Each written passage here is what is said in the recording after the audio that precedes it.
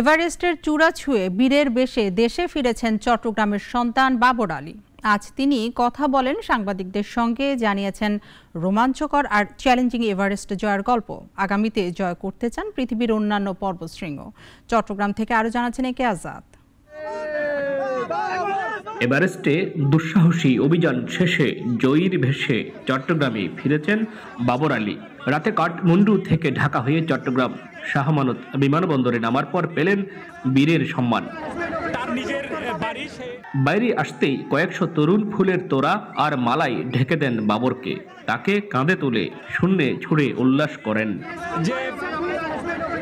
নিজ শহরে ফিরে এভারেস্ট জয়ের গল্প তুলে ধরেন সাংবাদিকদের সামনে।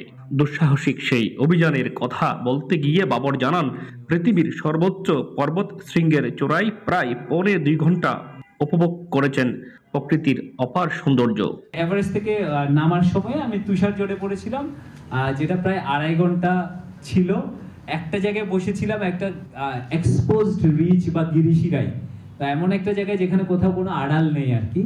তো ওই জায়গায় টানা যে বাতাস এবং তুষারের ঝাপটা, এইটা আমাকে মানে পুরো অভিযানে আমাকে ভয় পাইয়েছে বা চ্যালেঞ্জের মুখে ফেলেছে। আসলে এইটাই প্রথম বাংলাদেশি হিসেবে 8000 মিটারের লোৎসে পর্বত জয় করেছেন বাবর।